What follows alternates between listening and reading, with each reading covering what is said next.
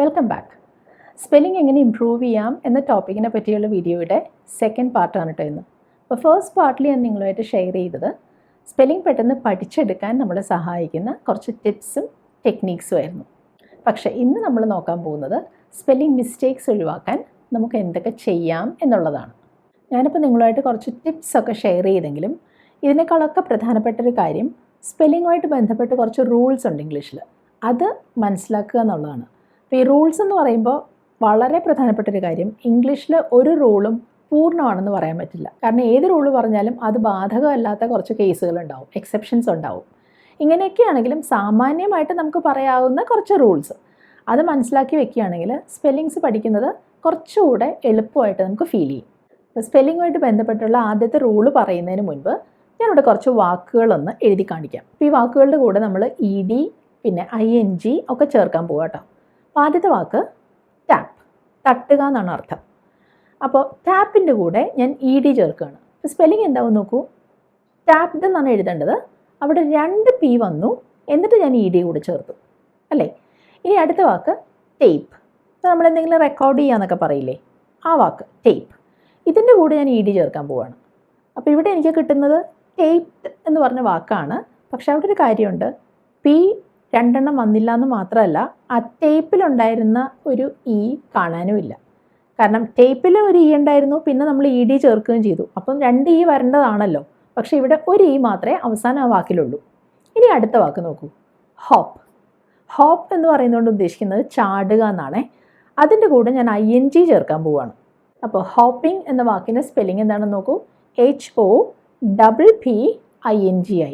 ഇനി അടുത്തത് ഹോപ്പ്, പ്രതീക്ഷ, HOPE. അപ്പോൾ അതിൻ്റെ കൂടെ ഞാൻ ING ചേർക്കുകയാണ്. അവിടെ എങ്ങനെയാണ് സ്പെല്ലിംഗ് വരുന്നതെന്ന് നോക്കൂ, HOPING. അവിടെയും P ഇരട്ടിച്ചില്ല എന്ന് മാത്രമല്ല, അവസാനം ഉണ്ടായിരുന്ന ഒരു E കാണുന്നുമില്ല. അപ്പോൾ ഇങ്ങനൊരു വ്യത്യാസം വരാൻ എന്താണ് കാരണം എന്ന് നമ്മൾ മനസ്സിലാക്കണം അല്ലേ. അതിനി ഞാൻ പറയാൻ പോകുന്ന കാര്യം ഒന്ന് ശ്രദ്ധിക്കൂ. അപ്പോൾ ഇപ്പോൾ നമ്മൾ കണ്ട കുറച്ച് വാക്കുകൾ തന്നെയാണ് ഞാനിവിടെ എഴുതുന്നത്. ആദ്യം ടാപ്പ്, TAP. അടുത്തത് ടേപ്പ്, TAPE. അപ്പോൾ ആദ്യം കണ്ട വാക്ക് ടാപ്പിൽ നടുക്കൊരു വവൽ, ഒരു സ്വരാക്ഷരമുണ്ട്. രണ്ടാമത്തെ വാക്കിലും നടുക്ക് ഒരു സ്വരാക്ഷരമുണ്ട്, കൂടാതെ അവസാനം ഒരു E കൂടെ വന്നു. ഇനി അടുത്ത വാക്ക് നോക്കൂ, പിൻ, PIN. പക്ഷേ ഇനി ഞാൻ കാണിക്കാൻ പോകുന്നത് ഇതിൻ്റെ കൂടെ E കൂടെ ചേർത്തിട്ടുള്ള വാക്കാണ്. അപ്പോൾ അതെങ്ങനെയാണ് ഞാൻ പറയുന്നത് നോക്കൂ, ഫൈൻ എന്നായി. ഇനി അടുത്തത് കട്ട്, ക്യൂട്ട്. അപ്പോൾ CUT ആണ് കട്ട്, അതിൽ E കൂടെ ചേർത്തപ്പോൾ ക്യൂട്ട് ആയി. ഇനി ബിറ്റ്, ബൈറ്റ്. അതുപോലെ ഹാറ്റ്, ഹെയ്റ്റ്. Hop, hope. അപ്പോൾ ഈ 2 തരം വാക്കുകൾക്കും ഒറ്റ സിലബിളേ ഉള്ളൂ അല്ലേ. ടാപ്പ് എന്ന് പറയുന്നിടത്തും ടേപ്പ് എന്ന് പറയുന്നിടത്തും ഒരു ശബ്ദം മാത്രമേ ഉള്ളൂ. പക്ഷേ വ്യത്യാസം അവസാനം വരുന്ന ആ ഒരു E ആണ്. അപ്പോൾ അവസാനം ആ ഒരൊറ്റ അക്ഷരം E ചേർന്നപ്പോൾ എന്ത് വലിയ വ്യത്യാസമാണ് ഉച്ചാരണത്തിനുണ്ടായി നോക്കൂ.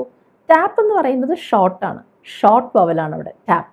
നേരെ മറിച്ച് E കൂടെ വന്നപ്പോൾ അത് ടേപ്പ് എന്നായി. അപ്പോൾ ആ വവൽ കുറച്ച് ദീർഘമുള്ളതായി. ഇത് തന്നെയാണ് എല്ലാ വാക്കുകളുടെ കാര്യത്തിലും സംഭവിച്ചിരിക്കുന്നത്.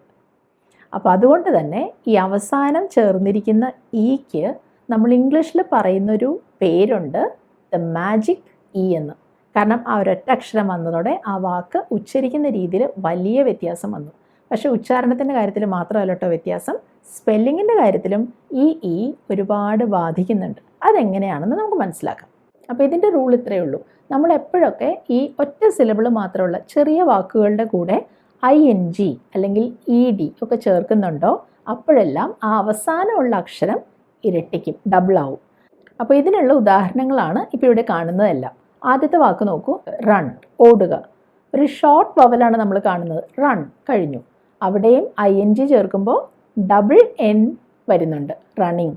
ഇനി ഹോപ്പ്, അതിൻ്റെ കൂടെ ഉദാഹരണത്തിന് ED ചേർക്കുകയാണെന്നിരിക്കട്ടെ. അപ്പോൾ സ്പെല്ലിംഗ് എന്താവും, HOPPED. കാരണം ഹോപ്പ് എന്നാണ് പറഞ്ഞത്, ഷോർട്ടായിട്ടാണ് ഞാൻ ആ വവൽ പറഞ്ഞത്. ഇനി അടുത്തത് സ്റ്റോപ്പ്, അതിൻ്റെ കൂടെ ED ചേർക്കണം. അപ്പോഴും നമ്മൾ P ഡബിളാക്കണം, സ്റ്റോപ്പ് എന്ന് പറയുമ്പോൾ STOPPED. ഇനി നമുക്ക് ഈയിൽ അവസാനിക്കുന്ന തരം വാക്കുകൾ നോക്കാം. അപ്പോൾ ഇവിടെ നമുക്ക് ഒറ്റ സിലബിളേ ഉള്ളൂ, ഒറ്റ ശബ്ദം മാത്രമേ ഉള്ളൂ. ഉദാഹരണത്തിന് ഹോപ്പ്, പ്രതീക്ഷിക്കുക. അതിൻ്റെ കൂടെ ഇ ഡി ചേർക്കുമ്പോൾ സ്പെല്ലിംഗ് എന്താവും നോക്കൂ. ഞാൻ പി ഇരട്ടിക്കുന്നില്ല എന്ന് മാത്രമല്ല, ആ ഹോപ്പ് എന്ന വാക്കിൽ അവസാനം ഉണ്ടായിരുന്ന ഇ ഞാൻ വിട്ടുകളയാണ്. അപ്പോൾ HOP, പിന്നെ ആ ചേർക്കുന്ന ഇ ഡി ആണ് വരുന്നത്. HOPED, hope. ഇനി അടുത്തത് ഹെയ്റ്റ്. അപ്പോൾ HATE, അവസാനം ഇ ഉണ്ട്, അതുകൊണ്ട് തന്നെ ഞാനത് കുറച്ച് നീട്ടിയാണ് പറഞ്ഞത്. ഹെയ്റ്റ്. ഇതിൻ്റെ കൂടെ ഞാൻ ഇ ഡി ചേർക്കാൻ പോവാണ്. അപ്പോൾ ഹെയ്റ്റിൽ അവസാനം വരുന്ന ഇ ഞാൻ ഡ്രോപ്പ് ചെയ്യും, എന്നിട്ട് ഞാൻ ഇ ഡി ചേർക്കും. HATED, ഹെയ്റ്റഡ്. അപ്പോൾ ഈ ഒരു റൂള് മനസ്സിലാക്കിയിരുന്നാൽ നമുക്ക് എത്ര വലിയ വാക്ക് വന്നാലും അവിടെ ഇതിൻ്റെ പേരിൽ സ്പെല്ലിംഗ് മിസ്റ്റേക്ക് ഉണ്ടാവില്ല. അപ്പോൾ ഈ ഒരു വാക്ക് നോക്കൂ, ഇംപ്രൂവ്, പുരോഗതി കാണിക്കുക എന്നാണ് അർത്ഥം അല്ലേ. അവിടെയും ഇയിലാണ് വാക്ക് അവസാനിക്കുന്നത്. അതുകൊണ്ട് തന്നെ ഇംപ്രൂവിൻ്റെ കൂടെ ING ചേർക്കുമ്പോൾ ഞാൻ എന്താ ചെയ്യുക, ഇ മാറ്റിയിട്ട് ING ചേർക്കും. അപ്പോൾ ഇംപ്രൂവിങ്, അവിടെ ഇ ഇല്ല കേട്ടോ. അതേപോലെ അടുത്ത വാക്ക് പ്രോത്സാഹിപ്പിക്കുക എന്നുള്ള അർത്ഥം വരുന്ന എൻകറേജ്. അവിടെയും അവസാനം ഇ എന്നൊരക്ഷരം ഉള്ളത് കൊണ്ട് ഇതിൻ്റെ കൂടെ ING ചേർക്കണമെങ്കിൽ ഞാൻ ആ ഇ വിട്ട് കളഞ്ഞിട്ടാണ് ING ചേർക്കുന്നത്. അപ്പോൾ എൻകറേജിങ് എന്ന് പറയുന്നിടത്ത് നമ്മൾ ഇടയ്ക്ക് ഇ കാണുന്നില്ല. ഇനി വളരെ ബേസിക് ആയിട്ടുള്ള അടുത്ത സ്പെല്ലിംഗ് റൂൾ പറയുന്നതിന് മുൻപ് ഈ വാക്കുകൾ നിങ്ങളൊന്ന് ശ്രദ്ധിക്കൂ. ഇവിടെ ബോയ് എന്ന വാക്കിൻ്റെ കൂടെ, ആൺകുട്ടി എന്നർത്ഥം വരുന്ന വാക്കിൻ്റെ കൂടെ ഞാൻ എസ് ചേർത്തു. അപ്പം എനിക്ക് എന്ത് കിട്ടി, ബോയ്സ് എന്ന് കിട്ടി. സ്പെല്ലിങ്ങിൽ വ്യത്യാസമൊന്നും ഉണ്ടായില്ല. ബോയ് എന്നതിൻ്റെ കൂടെ ഞാൻ എസ് കൂടെ ചേർത്ത് എഴുതിയെന്ന് മാത്രം. ഇനി അടുത്ത വാക്ക് നോക്കൂ, ബേബി എന്ന വാക്ക്, BABY. ഇതിൻ്റെ കൂടെ എസ് ചേർത്തപ്പോൾ ബേബീസ് എന്ന് കിട്ടാൻ ഞാൻ എന്താ ചെയ്തത്, BABIES എന്ന് എഴുതി. അപ്പോൾ സ്വാഭാവികമായിട്ടും ഇങ്ങനെയുള്ള വാക്കുകളുടെ കാര്യത്തിൽ, അവസാനം വൈ വരുന്ന തരം വാക്കുകളുടെ കാര്യത്തിൽ എസ് ചേർക്കുമ്പോൾ നമുക്ക് സ്പെല്ലിങ് തെറ്റാനുള്ള ഒരു ടെൻഡൻസി ഉണ്ടാവാറുണ്ട്. കാരണം അവിടെ YS ആണോ വരേണ്ടത്, IES ആണോ വരേണ്ടത് എന്നൊരു സംശയം തോന്നും. അപ്പോൾ അതാണ് നമ്മൾ അടുത്ത റൂളിൽ പറയുന്നത്. അപ്പോൾ നമ്മൾ എസ് ചേർക്കാൻ പോകുന്നത് വൈയിൽ അവസാനിക്കുന്ന ഒരു വാക്കിൻ്റെ കൂടെയാണല്ലോ. അപ്പോൾ ഈ വൈക്ക് തൊട്ട് മുൻപ് വരുന്ന അക്ഷരം ഒരു വ്യഞ്ജനമാണെങ്കിൽ, അപ്പോൾ വ്യഞ്ജനം എന്ന് പറഞ്ഞാൽ എന്താണ്, നമുക്കറിയാം ഇംഗ്ലീഷിൽ 5 വവൽസ് ഉണ്ടെന്ന്, സ്വരാക്ഷരങ്ങൾ AEIOU. ഈ 5 വവൽസ് ഒഴികെയുള്ള ബാക്കി എല്ലാ അക്ഷരങ്ങളും കോൺസണൻസ്, അതായത് വ്യഞ്ജനങ്ങളാണ്. ഇങ്ങനെ ഏതെങ്കിലും ഒരു വ്യഞ്ജനമാണ് വൈക്ക് മുൻപ് വരുന്നതെങ്കിൽ അവിടെ നമ്മൾ വൈ മാറ്റിയിട്ട് IES എന്ന് ചേർക്കേണ്ടി വരും. അപ്പോൾ ഉദാഹരണത്തിന് ഇപ്പോൾ നമ്മൾ കണ്ട ബേബി എന്ന വാക്ക് തന്നെ, ബേബി പ്ലസ് എസ് വരുമ്പോൾ ബേബീസ്, IES എന്നാണ് അവസാനിച്ചത്. അടുത്തത് ക്രൈ, കരയുക, അല്ലെങ്കിൽ കരച്ചിൽ എന്നും ആവാം. അതിൻ്റെ കൂടെ എസ് ചേർക്കുമ്പോൾ എന്തായി, ക്രൈസ്. അവിടെ കണ്ടോ, വൈക്ക് മുൻപ് വന്നത് R ആണ്, AEIOU ഒന്നുമല്ല, R. അതുകൊണ്ട് നമ്മൾ വൈ മാറ്റിയിട്ട് IES എന്ന് എഴുതി. ഇതുപോലെ തന്നെയാണ് ED ചേർക്കുമ്പോഴും. ഇപ്പോൾ ട്രൈ എന്ന വാക്കിൻ്റെ കൂടെ ED ചേർക്കുകയാണ്. അപ്പോൾ ഞാൻ എന്താ ചെയ്യുക, ആ വൈ മാറ്റിയിട്ട് IED എന്ന് എഴുതേണ്ടി വരും. കാരണം ആ ട്രൈയിൽ വൈക്ക് മുൻപ് വരുന്നത് R എന്നൊരക്ഷരമാണ്, AEIOU ഒന്നുമല്ല. അതുപോലെ ക്യാരി, അതിൻ്റെ കൂടെ ED ചേർക്കുമ്പോഴും വൈ മാറ്റിയിട്ട് IED എന്ന് എഴുതി, ക്യാരീഡ്. കോപ്പി, അവിടെ ഞാൻ ഇനി എസ് ചേർക്കുകയാണെന്നിരിക്കട്ടെ. അപ്പോൾ ആ വൈക്ക് മുൻപ് P വന്നതുകൊണ്ട് ആ വൈ മാറ്റിയിട്ട് ഞാൻ IES എന്ന് എഴുതും. അപ്പോൾ ഈ റൂള് മനസ്സിലായല്ലോ. നേരെ മറിച്ച് ഈ വാക്കിൽ വൈക്ക് തൊട്ട് മുൻപ് വരുന്നത് ഒരു വവൽ, ഒരു സ്വരാക്ഷരമായിരുന്നെങ്കിൽ അവിടെ ഇങ്ങനെയൊന്നും അല്ല കേട്ടോ. അവിടെ വെറുതെ ആ എസ് അല്ലെങ്കിൽ ED എന്ന് ചേർത്താൽ മതി. അപ്പോൾ മുൻപ് നമ്മൾ കണ്ട വാക്കുണ്ടല്ലോ ബോയ്, അതിൻ്റെ കൂടെ എസ് ചേർക്കുമ്പോൾ നമ്മൾ വൈന്ന് തന്നെ എഴുതുന്നത് അതുകൊണ്ടാണ്. ബോയിൽ നോക്കൂ, വൈക്ക് മുൻപ് വന്നത് O ആണ്, അതൊരു വവലാണ്. അതേപോലെ കളിപ്പാട്ടം ടോയ്, അവിടെയും വൈക്ക് മുൻപ് വന്നത് O ആണ്, അതുകൊണ്ട് ടോയ്സ്. വൈ മാറ്റി IE എന്നൊന്നും ആക്കിയില്ല. ഇനി അടുത്ത വാക്ക് നോക്കൂ, പ്ലേ, കളിക്കുക. അവിടെയും ആ പ്ലേയിൽ വൈക്ക് മുൻപ് വരുന്നത് ഒരു സ്വരാക്ഷരമാണ് A. അതുകൊണ്ട് ഞാൻ അവിടെ ED ചേർക്കുമ്പോൾ എന്താ പറ്റിയെന്ന് നോക്കൂ, പ്ലേ കഴിഞ്ഞിട്ട് വെറുതെ ED ചേർത്ത് എഴുതിയാൽ മതി. ഇനി അടുത്തത് നോക്കൂ, താക്കോൽ എന്നുള്ള അർത്ഥത്തിൽ കീ. അവിടെയും വൈക്ക് മുൻപ് വരുന്നത് E എന്ന സ്വരാക്ഷരമാണ്. അതുകൊണ്ട് തന്നെ ഞാൻ കീസ് എന്ന് വെറുതെ എഴുതിയാൽ മതി. അവിടെ വൈ മാറ്റി IE എന്നൊന്നും ആക്കണ്ട. ഇനി അടുത്ത സ്പെല്ലിംഗ് റൂളും ഈ പ്ലൂറൽ ആക്കുന്നതുമായിട്ട് ബന്ധപ്പെട്ടുള്ളതാണ്. അപ്പോൾ സിംഗുലർ ആയിട്ടുള്ളതിന്, ഏകവചനത്തെ ബഹുവചനം ആക്കുമ്പോഴും പലർക്കും സ്പെല്ലിങ്ങിൻ്റെ കാര്യത്തിൽ കൺഫ്യൂഷൻ ഉണ്ടാവാറുണ്ട്. അപ്പോൾ അതാണ് നമ്മൾ നോക്കുന്നത് കേട്ടോ. അപ്പോൾ ഇത് നോക്കൂ, ഒരു പുസ്തകം, ബുക്ക്. അത് പല പുസ്തകങ്ങളിൽ പറയാൻ നമുക്ക് ബുക്സ് എന്ന് പറയണമല്ലോ. അവിടെ എന്താ സ്പെല്ലിങ്ങിന് എന്തെങ്കിലും വ്യത്യാസം വന്നോ? ഇല്ലല്ലോ. ബുക്കിൻ്റെ കൂടെ ഞാൻ എസ് എന്ന് ചേർത്ത് എഴുതിയുള്ളൂ. പക്ഷേ അടുത്ത വാക്ക് നോക്കൂ. നമ്മൾ കയ്യിൽ കെട്ടുന്ന വാച്ച്, അതിൻ്റെ കൂടെ എസ് ചേർക്കുമ്പോൾ ഞാൻ വാച്ച് എന്ന് എഴുതിയിട്ട് വെറുതെ എസ് എന്ന് അങ്ങോട്ട് എഴുതുകയല്ല ചെയ്തത്, അവിടെ ഒരു ഇ കൂടെ ഇടയ്ക്ക് ചേർത്തു. അപ്പോൾ അതുമായിട്ട് ബന്ധപ്പെട്ടാണ് പലർക്കും ഉണ്ടാകുന്ന സംശയം. ഈ പ്ലൂറലാക്കുമ്പോൾ എസ് ആണോ ഇ എസ് ആണോ വേണ്ടതെന്നൊരു കൺഫ്യൂഷൻ ഉണ്ടാവാറുണ്ട്. അത് നമുക്ക് നോക്കാം. മിക്കവാറും നൗൺസിൻ്റെ കാര്യത്തിലും, ഇപ്പോൾ നൗൺസ് എന്ന് പറയുമ്പോൾ വസ്തുക്കളുടെയോ അല്ലെങ്കിൽ ആളുകളുടെയോ സ്ഥലങ്ങളുടെയോ ഒക്കെ പേരുകളായിട്ട് വരുന്ന വാക്കാണല്ലോ നാമം. അങ്ങനെയുള്ള നൗൺസ് പ്ലൂറലാക്കുമ്പോൾ നമുക്ക് വെറുതെ എസ് എന്ന് ചേർത്താൽ മതി. ഉദാഹരണത്തിന് ക്യാറ്റ്, അവിടെ ക്യാറ്റ്സ് എന്നായി. പേപ്പർ, കടലാസ്, പേപ്പേഴ്സ് എന്നായി. ഗേൾ, പെൺകുട്ടി, പ്ലൂറൽ ഗേൾസ്. പ്ലേസ്, സ്ഥലം, പ്ലൂറൽ പ്ലേസസ്. നൈറ്റ്, രാത്രി, അവിടെ നൈറ്റ്സ് എന്ന് വെറുതെ പറഞ്ഞാൽ മതി, എസ് ചേർത്താൽ മാത്രം മതി. പക്ഷെ ഇങ്ങനെയുള്ള ഈ നൗൺസ് അവസാനിക്കുന്നത് എസ്സിലോ അല്ലെങ്കിൽ ഡബിൾ എസ്സിലോ അല്ലെങ്കിൽ സി എച്ചിലോ എസ് എച്ചിലോ അല്ലെങ്കിൽ സെഡിലോ അല്ലെങ്കിൽ എക്സ് എന്ന അക്ഷരത്തിലോ ആണെങ്കിൽ നമ്മളിവിടെ എല്ലാം ഇ എസ് എന്ന് ചേർക്കേണ്ടി വരും. എന്തിന്? പ്ലൂറലാക്കാൻ. അപ്പം അതിനുള്ള ഉദാഹരണങ്ങളാണ് ഞാനിനി കാണിക്കാൻ പോകുന്നത്. നോക്കൂ, ബസ്, അതിൻ്റെ കൂടെ എസ് ചേർക്കുമ്പോൾ ഞാൻ ഇ എസ് എന്ന് കൂടെ ചേർക്കേണ്ടി വരും. എന്താ കാരണം എന്നറിയോ? നമ്മൾ ബസ്സിൻ്റെ കൂടെ വെറുതെ എസ് ചേർത്താൽ അതെങ്ങനെ പറയും? ബസ് എന്ന് പറഞ്ഞാൽ മതിയോ? അപ്പോൾ ബസ്സസ് എന്ന് പറയണമെങ്കിൽ അവിടെ ആ ഒരു ഇ വന്നേ പറ്റുള്ളൂ അല്ലേ? അപ്പോൾ ആ ഒരു ലോജിക്ക് നമ്മൾ മനസ്സിലാക്കിയാൽ മതി. അപ്പോൾ നമുക്ക് ഈ സ്പെല്ലിങ്ങും കുറച്ചുകൂടി എളുപ്പത്തിൽ വഴങ്ങുന്നത് മനസ്സിലാവും. അടുത്തത് നോക്കൂ, ഗ്ലാസ്, അവിടെ 2 എസ്സിലാണ് അത് അവസാനിക്കുന്നത്. ഇവിടെ എനിക്ക് എസ് ചേർക്കണം. അപ്പോൾ സ്വാഭാവികമായിട്ടും ഗ്ലാസസ് എന്ന് പറയണമെങ്കിൽ ഇ കൂടെ വന്നേ പറ്റുള്ളൂ. അതുകൊണ്ടാണ് ഗ്ലാസസ് ആ ഇ എസ് വന്നത്. അടുത്തത് മാച്ച്, സ്പോർട്സുമായിട്ടൊക്കെ ബന്ധപ്പെട്ട്. അപ്പോൾ അതിൻ്റെ കൂടെ ഞാൻ എസ് ചേർക്കുമ്പോഴും ഈ വാക്ക് സി എച്ചിൽ അവസാനിച്ചത് കൊണ്ട് ഞാൻ ഇ എസ് എന്ന് ചേർത്തേ പറ്റൂ. അപ്പോൾ മാച്ചസ് എന്ന് കിട്ടും. അതുപോലെ തന്നെയാണ് ബ്രഷ്, എസ് എച്ചിലാണ് അവസാനിക്കുന്നത്, അവിടെയും ഇ എസ് എന്നാണ് പ്ലൂറൽ വരുന്നത്. അപ്പോൾ അടുത്ത വാക്കോ ക്വിസ്, ഇവിടെ അത് സെഡ് എന്നുള്ള അക്ഷരത്തിലാണ് അവസാനിക്കുന്നത്. അപ്പോൾ ഇവിടെ ഒരു കാര്യമുണ്ട് കേട്ടോ, വെറുതെ ഇ എസ് എന്ന് ചേർത്താൽ പോരാ, അവസാനത്തെ ആ സെഡ് നമ്മളൊന്ന് ഡബിൾ ആക്കുകയും വേണം. അപ്പോൾ ക്വിസസ് എന്ന് പറയുന്നിടത്ത് 2 സെഡ് കഴിഞ്ഞിട്ട് ഇ എസ് ചേർക്കണം. ഇനി ബോക്സ്, പെട്ടി, അപ്പോൾ അവിടെ എസ് ചേർക്കുമ്പോൾ ബോക്സസ് എന്ന് വേണ്ട എനിക്ക് പറയാൻ, അപ്പോൾ അവിടെ ഇ വന്നേ പറ്റുള്ളൂ. അപ്പോൾ BOXES. ഇനി അടുത്ത സ്പെല്ലിംഗ് റൂൾ പറയുന്നതിന് മുമ്പ് ഞാനിപ്പോൾ കാണിക്കുന്ന വാക്കുകളൊന്ന് നോക്കൂ. അപ്പോൾ ഞാൻ പറയാൻ പോകുന്നത് പിക്ക് എന്നാണ് കേട്ടോ. അപ്പോൾ അതിൻ്റെ സ്പെല്ലിംഗ് എങ്ങനെ വരും? ഇതാ ഞാൻ എഴുതി കാണിച്ചു, PICK. അടുത്തത് ശ്രദ്ധിക്കൂ, പീക്ക്. ഞാൻ പറഞ്ഞത് പീക്ക്. അപ്പോൾ സ്പെല്ലിംഗ് എങ്ങനെ വരും? PEAK. ഇനി അടുത്തത് നോക്കൂ, ബ്രിക്ക്, ഇഷ്ടിക എന്നർത്ഥം. സ്പെല്ലിംഗ് എന്താണ്? BRICK. പക്ഷേ ഇനി ഞാൻ പറയാൻ പോകുന്നത് ബീക്ക്, പക്ഷിയുടെയൊക്കെ കൊക്ക് എന്നുള്ള അർത്ഥത്തിൽ. സ്പെല്ലിംഗ് എന്താണ്? BEAK. അപ്പോൾ കണ്ടോ, ആദ്യത്തെ വാക്ക് CKയിൽ അവസാനിച്ചു, രണ്ടാമത്തത് Kയിലാണ് അവസാനിച്ചത്. അപ്പോൾ ആ വ്യത്യാസമായിട്ട് ബന്ധപ്പെട്ടതാണ് അടുത്ത സ്പെല്ലിംഗ് റൂൾ. മുൻപ് നമ്മൾ കണ്ട വാക്കാണ് ഞാനിവിടെ എഴുതി കാണിച്ചിരിക്കുന്നത്, PICK. അപ്പോൾ ഇവിടെ നടുക്കൊരു വവൽ വരുന്നുണ്ട്, ഒരു സ്വരാക്ഷരമുണ്ട്, ഐ ഉണ്ട്. പക്ഷെ അത് പറയുന്നത് എങ്ങനെയാണ്? വളരെ ഷോർട്ടായിട്ട്, പിക്ക്.